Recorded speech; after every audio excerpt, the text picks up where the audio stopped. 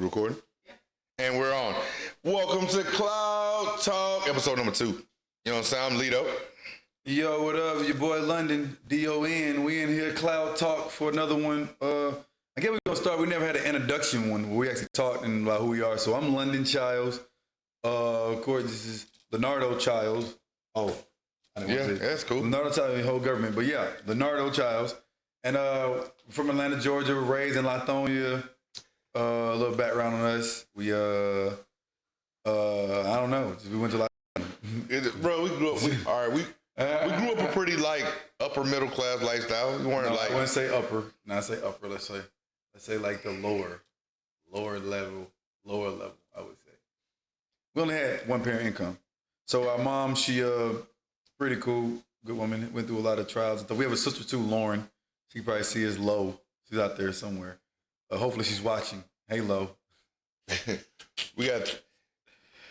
And, yeah, we just pretty much, hey, been taking care of kids. I got 3 kids. Doe has... 6 kids. Doe got 6 kids. I got 3. That's 9. So, hey. And got the trucking company we started. Fat Four, we do music, engineer. I'm an artist doing music. Got the Slow Motion Living and the trucking company. So that's a little bit about us. 3 kids. I have 3 daughters. We can do like a real introduction. So yeah, but we just hopped on here like we just assuming like y'all know us already, like, you know what I'm saying? We just really out here trying to figure out the next move to take over the world on some Pinky in the Brain shit. I'm Pinky, he Brain. Remember, he's the one that's insane.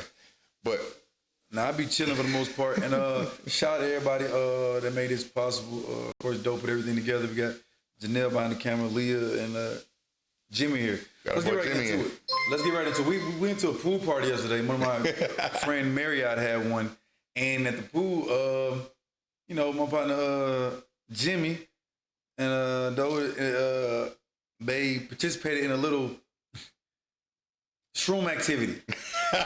Where I'll let them tell you the experience all right, with shrooms. All right, so I've took them before. So it's more along the lines of the first time is like just remaining mediocre, remaining chill, just relaxing. This time I think I took too much. I'm in this pool feeling like I can't like hold my breath. My brother's trying to be like, yo, how about this? We're going to swim underwater, across the pool, boom, back, and then boom that way. So I'm like, okay. So I'm just practicing in my mind like, oh no, you let the air out, hold on. Oh shit, this is not gonna work. He just swam across the pool and then came back. He jumps out the pool real quick. So fuck. He was like, man, I inhaled a bunch of water. I'm like, see, I knew I wasn't tripping, nigga. Like, but I didn't take any shrooms. So I didn't take any shrooms. I was just regular there. And then Jimmy was the first one to jump in the pool. Jimmy, he's not behind the camera, but Jimmy's first one to jump in the pool. Takes his shirt off, I guess, for the ladies, and started talking to him. And then just started swimming. Whoa, what was his opening line? He took his shirt off. If I drown, are you going to save me? That's a legit question, bro. That's a legit question. That's a legit question. No, what it is, Jimmy like a little swole dude, bro. Like, so he got to flex his muscles. He got to. He gonna pull off his shirt, walk up on him. Hey, y'all gonna save me? You know what I'm saying? Hit him with that. Hey. He went swimming, and Jimmy got a little mouthpiece on him. We were talking to some girls there. It was a nice setting, y'all. It was a shot of Marriott. The food was good, curry chicken and the salmon, everything was good, man. The pool wasn't too cold, but it was nice. I actually got in. I usually don't get in water and stuff. There was some females there, but yeah. Back to what did you do? So one time I caught Jimmy a few times just staring off into space, and I'd be telling somebody like, look, Johnny, like, look at him, he just. Oh no, bro! Like for real, oh no, they be having you stuck. It's like I call it the curtain, bro. It's like you'll be sitting there and you be good. It's like they come and go, so you'll be good. And I know where you just feel this curtain just come over top of you, and it's like zone, and you be staring, and you catch it like, oh shit, hold up, we catch it back. You know what I'm saying? We good. Yeah, I ain't took in a minute, but definitely I caught him a few times and I'll tell the kid, I was like, and they were like, Jimmy just. But look. So. And then this nigga would catch me like, oh, this nigga London looking at me. Like, yeah, nigga, I'm feeling good. But for make long story short, everybody had a good time, man. They enjoyed themselves. Good trip, I guess that's what you call it. So some people told us to talk about like real topics. They said we need to touch some real topics. So one of the topics they gave me to talk about, they were like, let's talk about the wealth and economic gap between people of color and I guess just white folk right now. I think it's a bunch of bullshit. What about this bullshit? I think it's thinking on a gap. I just feel like You don't believe it's real? I believe it's real, but I believe that if you're in this country, it's to some degree you have enough resources to, it's kind of almost equal a little bit. It's not really equal, but you have the same, like you have black millionaires coming up every day. People of color have it's like, almost like, it'll never be completely fair. So if people want it to be completely fair, it's gonna never be that way.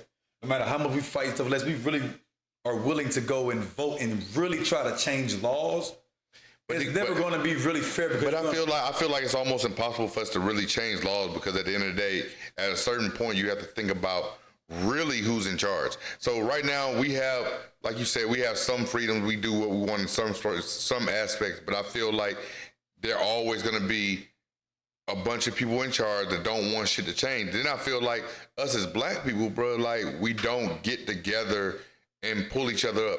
Like, I saw this study, man. I know everybody's seen this study because it's mostly talked about. It's like how much black people spend in this country. Talking about we account for like $1.3 trillion worth of money we spending every year on shit. What if like literally black people just up in one day like, we not spending no more money? But doing that, you got to figure, think about it. A lot of the black leaders are promoting that kind of life of ice and jewelry and that life of spending money on things that don't matter. So if you have all the black leaders and black people are promoting this lifestyle of, I got money, I can throw money away. I got more money, I can throw that money away. Money, money, money, money, money. If you got somebody promoting, that doesn't mean all black people know it's money. So we're already been programmed to think buy stuff we don't need, Gucci bag, Louis bag, stuff we don't really per se need on the everyday that's not really worth it. We're not taught like, hey, go try to buy a house. And shout out, and I'm putting this on everybody, NACA, NACA is the way you should go buy a house. Knows I also want to put in stuff ahead like on the podcast, more educational things and telling people about certain things I did. I bought my house through NACA, so I tell everybody that. I just don't think, but I think that the reason it's an economic gap is because we're okay with spending our money on things that don't really matter. We're okay with that, and everybody's really okay. Even if I don't spend my money on things that don't matter, I still, I support the culture, so I still. But I feel like, part of the problem.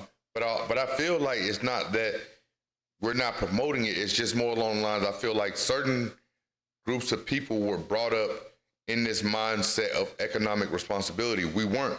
A lot of black people aren't taught economic responsibility. Like we were having a conversation one day. You got to be taught that because now, you necessarily have to be taught that you're at an age now in life where the internet's out here. You have the free will to change and make a decision and say, okay, I wasn't taught this, but it's the knowledge here now. Now I'm here and I can ask questions, I can Google stuff.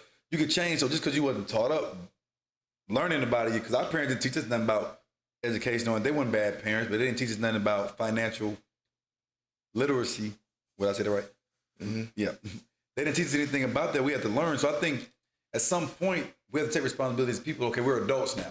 The information is out here. If it's not, you can ask questions. You can search stuff. Now it's on you to make a choice. You can't say, well, I wasn't raised like that, so I don't know. Now you have the right to change. But you got to understand. All right, think about this. All right, boom. So I always compare like us to the old people. So there's older people, like, you remember like when the old people in the touchscreen phones, I don't want no touchscreen phone. Yeah. I'm fine with goddamn long as my phone dial and text. It's not that they don't have access to the information. It's just they're resistant of the information. And it's not even like their fault because again, like, I was watching this fucking shit. It is their fault because they're making a choice saying they don't want to get into technology. It is their fault. Whose fault is it? They're stuck in their ways. They're stuck in their ways. They were brought up in a certain time period where that shit wasn't around. But you can change and time is changing. If you're not going to change with the time, you can't say it's not their fault. It is their fault because they're not changing with time. It's their fault. They're making a conscious choice not to change. I don't want to do that. Okay, well, now you're gonna be behind because you don't want to catch up with time. It's their choice. No one's making them do it. It's their choice, so it is their fault. I feel like at some point, I feel everyone has to be taught, and if you're not taught this, you don't even know where to start. It's no different. It's no different. Boom. Okay, so you do music. Okay. How come you don't engineer music? That's not my interest. I'm not interested in that. Again, there's a lot of people in their mind. They don't see anything wrong with the way they're living. They don't. I'm not saying that you see something wrong with it or we should see something wrong with it. It's just that they don't see nothing wrong with it. So in their mind, it's like, yo, why I gotta learn how to put my money in a bank? I'm fine putting my money in a shoebox. That's what I've been doing all these years. I know somebody who don't trust banks and they keep their money like they paper checks. They don't trust the bank. I know somebody who actually does that. They go pick their check up, work with them, everything. Go pick your check up. You don't trust the banks. I'm saying, but you can't. It's not that. It's not necessarily their fault. You got to understand how they grew up. But it's their choice. But yeah, they grew. You keep saying how they grew up. Because that directly affects your mindset, bro. The same way we were brought up, bro. Our upbringing directly affects how we treat our children, how we move in life, how we drive, the job we choose. But it's a two-sided spectrum because I bring my kids up the exact opposite of how I was raised. So just because I went through shit don't mean I'm bringing them up the same way. I had a choice to bring them up either the way we brought up or a different way. So at the end of the day, all right, let me ask you a question. These people have a choice. Why'd you do it then? Why'd you do it? Why'd you bring your kids up different than we were raised? Because I didn't like the way it was. Because you saw a problem in it. Exactly. There's a lot of people out here, but there's a lot of people out here that don't see a problem in it. What a problem? I may see a problem in the fact that black people may spend $1.7 trillion on random ass shit every year, but can't get together and spend no money and be like, we all going to invest in our own bank. Fuck Navy Federal. Fuck Bank of America. Fuck Chase. I may feel that. I may see a problem in it. But again, if you don't see it, I can't tell you, hey, you need to change that because that's a problem. But there are people who there are black banks out there that is going on. People are doing these things. I think it's not commercial and televised, but black people are getting together and doing things. I don't think it's necessarily televised. I don't feel like it's on a large enough scale, bro. I mean, I think it is. It's just not televised. They're not showing anything. They're not showing a bunch of black doctors graduating, a bunch of black lawyers graduating. Then it's happening. They're just not showing. It's not what they're televising. So that's why. That's one of the. I mean, but that go back to the media programming us, and I told you all they show you is money, money, money. All they play on the radio is money, money, money. Spend money, spend money. You stunt, spend money. You a baller, baller. So naturally, all the women they're attracted to ballers. Most women want a man that's a baller. They don't want an average working man. Like, oh, you work, you make how much a year? 60. You got a job. You got a job. Yeah, I mean that's not cool to work a job. Like, you know, so even while I do this, it's like it's not cool. I mean, you have some females that they cool with a man working a job, but a lot of them, I mean, it's probably like you say, the programming. It's like they feel like no, they want to. But do you believe that the programming is like consciously thought out? No, yes, by the people that's doing it. By people that's doing it. Hell yeah. I believe that, like, so. Yeah, of course. So I believe, so it's like, all right, boom. So I was watching this artist, and he said that, man, you may, as an artist, if you sign to a major label, you may believe that you choose what songs go on your album, but you really don't. He was like, he said, let's say you want to put up a 7-track album. He said, you submit that to the label. You can't submit 7, 8 tracks. You got to submit about 17, 18, 19, 20 tracks. And they're going to go through them tracks to decide which one of them tracks they want on your album. Yeah, so my whole thing is like this. Of course, he may be like, I want to rap consciously. But if the people like, hell nah, you can't rap consciously. We need some shit. It depends on what kind of deal you got, because some artists got deals where they are able to control their creative part. They create decide what they want to create, what they want to put out. Depending on what kind of deals. All deals are different. Some deals are like that where they just say, nah, put out, but some deals, they give you a little bit of flexibility of what you're talking about and creative control of what you want to put out. So it depends on what kind of deal and how you got. But of course, that all comes with having leverage and already having a fan base for you come to anybody. So you can say, well, it's already kind of working. You know what I'm saying? Just help me, yeah. What am I doing this for you for? No. I mean, no, of course, it's already working, but you can put me on a large scale that's already doing this, but this is already working. Yeah. So my style could be conscious, but it's working. So it's like, if it's working, why not give me a little bit more? And you're going to keep working. Because in their mind, maybe I guess that's not what they're trying to promote. I guess it's just, to me, it's more along the lines of, I feel like this gap is only going to get worse, and I feel like it's the resistance of information from people. Man, you know how many people I've told about the AI? I'm telling everybody about this AI shit years ago. And they're like, no, ain't nobody gonna get on no AI. What? AI? Hell no. AI? Bro, now AIs do everything. Draw pictures, create this, edit videos. Man, they got an AI that's gonna probably edit this video for us. Like, it's to a point now you gotta get with the times. You got to. So I feel like now with this technology shit that's out, I feel you on that. There's no excuse not to be financially literate at some point. I think you should get with the technology and go to time, but also don't become dependent on it. Because too many people are dependent on it, and if it ever is just snapped off within the blink of an eye, you've been dependent on it so long. Some people that were born in 2000, they're 24, all they know is technology. That's all they know. They can't live without it. So if it ever, you're hoping this doesn't snap out, or you hoping this is going to go right. And we've all known, I haven't lived that long, but you know everything never goes according to plan. So there will be some things with the AI that no one can see, like problems is going to happen, and no one can really say this is going to happen. It's just going to happen. You know what I'm saying? So yeah, I think AI is good. It serves its purpose, but I think it's a balance. You shouldn't get too dependent on using AI. Like too dependent on, like I said, phones cut off right now. A lot of folk don't know highways they drive on, don't know where to go where. You know, it'll be a lot of stuff that people know how to do. When it's crazy because people live for so long without the cell phone. You remember goddamn MapQuest, bro? Yeah. I remember MapQuest. I remember you have to print. You have to go look up where you're going on the computer, and it's crazy and print that shit out and hold that shit in the car. And the thing is, I was having a conversation with these dudes at my job today, and they were talking, and they were just like, because in my building is not like really any service, and they were trying to complain. We were gonna tell the plant manager, what if something happened? I was thinking, man, you know, like X amount of years ago, there wasn't no phones anywhere in buildings. And people were living, and people didn't have cell phones, and they were living, and life was going. I mean, of course, everything's not always fine, but people were living, they were eating, they was getting what they needed to get to, they were picking their kids up, everything was still moving. So I think now technology is like speeding things up, and when you speed something up so fast, eventually it crashes.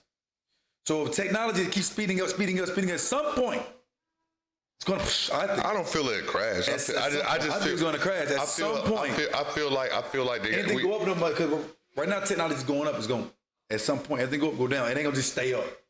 It just keeps spinning. Nah, I don't think so. It'll stay up, but it's gonna have to. In order for it to stay up, it's gonna have to keep some people down. It's gonna have to fuck some people. That's why they talking about it's taking jobs though. Right. AI is taking jobs. You heard about Tyler Perry? Tyler Perry they was building this studio. He found out about some goddamn AI thing that can build scenes for him and shit. He stopped building his studio. $1 billion studio. He just stopped building it. Why? Because he found out, like right now, you can go on a computer AI and they'll create a whole scene for you. And you can insert people into it. And that's on the bottom level where we at. Where we not broke, but we at the bottom level where we got access to technology. Imagine millionaires, the access to the algorithms and things they have access to. It could build a whole scene without any people ever coming. Yeah.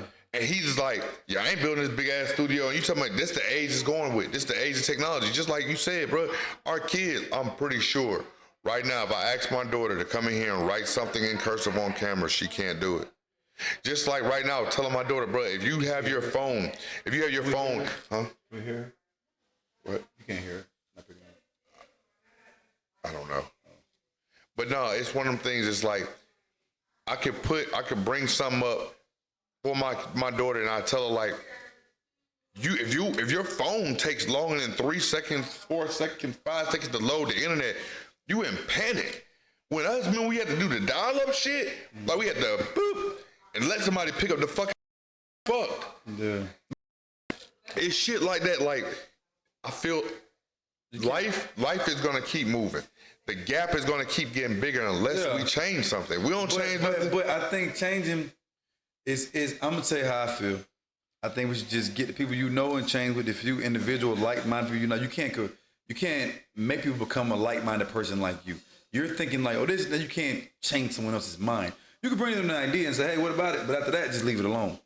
Trying to convince people what they need to do. People got their mind made. And I noticed even people be dead ass wrong. They still got their mind made. So it's like trying to convince them. They can know they're wrong too, but the fact that their mind is made, folks are stubborn. So I would say, like-minded people, get with other like-minded people, and y'all do what y'all do. And if you tell somebody, just to try to see if they're like-minded, tell them your ideas. If they don't agree with your ideas, and just let that be it. I would just say, okay, and just let it go. Because trying to convince somebody, you're taking energy trying to, no, the technology can help you do this, and you try to tell somebody, well, the technology can do this, and the more you telling them, it's like, they might know you're right. I'm like, yeah, but they still don't feel how they feel. So now you're wasting your energy trying to convince them of something you already know is right. Just tell them, give me the chance to accept it or not, and that be it. Me, I'm cool with technology. I'm not really all that into it because it's constantly changing. So I like technology. It serves its purpose, you know. I don't want to get too dependent on it. I do want to learn how to like make a fire or something because I ain't never been in like the military. So I want to learn how to make a fire because in case we get cold and we ain't got no. You don't know how to make a fire? Nope. Oh, but we got lighters. I go in the gas station and take all the lighters. That's what I'm stealing. I'm stealing lighters when they're end of the world. I'm taking all the lighters. Oh, and the gasoline. We got to drive. Yo, you're not gonna want to drive. We're gonna be getting chased by zombies. Then I ain't running from these niggas. We got them driving, running their ass over. Bro, you stupid as fuck. Okay, so another topic was like, I think we touched on it last week. We had a couple people respond about it. Like, they really want to understand, because I think a lot of people saw that clip and they kind of just took it somewhere else. Do you really feel that all women you fuck with that are alpha males, that they should pay for themselves and take care of themselves? I'm saying, because I don't want nobody to take it the wrong way. So I'm giving you over time. You're elaborating on this right now. Man, I'm just saying, I don't mind taking care of. I think that I do believe in roles. I do believe that a man is supposed to protect and provide for women. I do believe that. But I run into a lot of women and they're just so, and I get it, they had to play that dominant role for a long time, so because a man wasn't there, so they're so used to being like this, but it come off so independent. It's almost like I mean, why tell me this? If I see you're independent, you don't got to tell me and try to convince me. And if you are trying to convince me, then show me. I mean, you're saying, show me how alpha you are. Show me. I don't mind. You know what I'm saying? But one thing I would never let happen: a woman will never take care of me. I'll never let a woman take care of me. I'm just not that kind of man. I know some men out there that allow women to take care of them, which is cool. A woman can't take care of me, so you know what I'm saying? I think in a healthy relationship, I think y'all both should take care of each other just on different levels. You know, I think women are great nurturers. I think they have great intuition.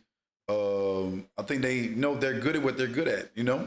I'm not, you know, but alpha female, yeah, I just think so alpha, like I said, hey, pay for your own meal, man. So basically, you saying, like, don't play this tough role to me, and then when the time to be tough, you don't want to be tough. Yeah, just if you alpha, you just gotta.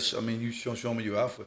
And honestly, man, I think a meal is like, it's so minute. It's so people are so focused on if you had to pay for a meal. It's not that serious, bro. It's never. It's $20, $30. Well, I guess y'all don't eat at Cheesecake Factory. I do, but $30, $40 a meal. Yo.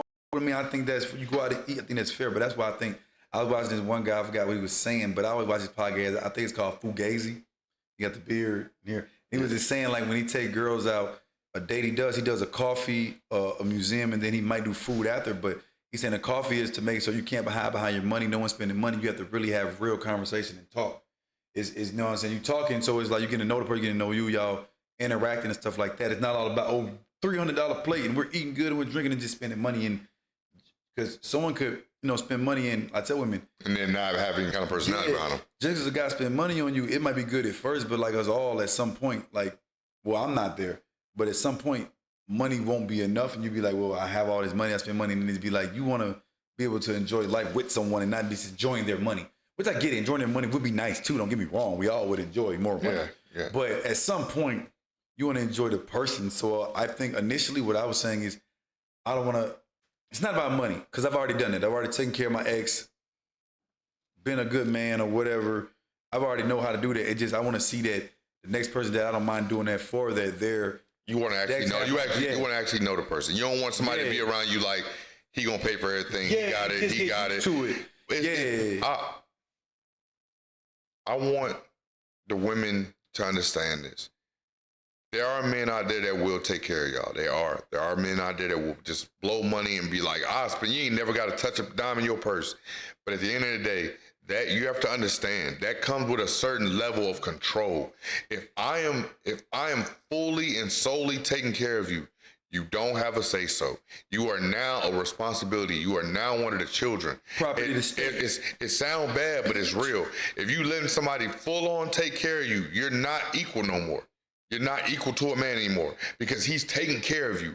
You telling me, like, they made a big issue about him saying, oh yeah, man, pay for your own meal. I don't see what the issue is. I'm with him. I don't see what the issue is. It's like, I can see if he said, I ain't never paying for nothing. Okay, I get it. But at the end of the day, if you are genuinely interested in getting to know me, we going on that, you really want to know who I am. How is it hard to go and pay for your meal? I ain't saying pay for the meal. Yeah. Pay for what you eating. Yeah, and that's something small, but What was that shit? What was that shit that old girl said? It was I seen this shit online. This dude had took this girl on a date, and she was ordering oysters after oysters, plate after plate. Like, I think she ordered like 46, 47 oysters. He got up and left, didn't And he? he got up and left, and she kind of made a big issue about it. And I'm in my mind like, damn, like, you were just literally, you didn't even go on this date to get to know this man. You just went on this date to eat. And this is real. I'm not saying all y'all, by no means. I'm not saying all y'all. But there are a lot of women out here that don't go on dates to get to know people. They go on dates for food. Oh, take me here because I ain't went to this spot to eat. But see, I mean, and we're going to keep talking about it because I want to touch on the same thing over and over. But I don't, I think it's partially the man's fault too. Because I think before you go out with somebody, you should at least get to kind of know them and know who you're dealing with. Have a few conversations on the phone or kind of get a good feel. At least I do. I don't think I ever just went out with a woman. I think it'll be like we kind of had a few words and seen, and then we went out. So going on a date, you're not too surprised, even though you still could be surprised because a motherfucker can say anything. At the end of the day, you be on a date like, what the hell? But not too surprised. So, yeah. And that's that. So I'm gonna touch on something else. So yeah, we out here, man. And I don't know what we he got some fries on the stove. But hell yeah. Though I just take a little break. I'm back. I'm talking. Oh. We in here, Cloud Talk. We're doing a little. We're talking. In here is what is today? Memorial Day is actually a holiday, and I went to work on these niggas. Man, they had to drive me to work. That what you get. But with the economic gap, I think us as people, man, we definitely got to start being smarter with our money, man. Definitely got to do that. I tell people, man, if you haven't put money away, started buying any property or at least something, then you're pretty much going to work the rest of your life. And I know at some point everybody wants to retire, or everybody wants to not have to work. I mean, still do something, but not have to go to a 9 to 5. Of course, we all want to stay active, and if you love your career, you'll stay active, of course. But at some point, we all want to feel like, you don't got to get up and go do nothing if you don't want to.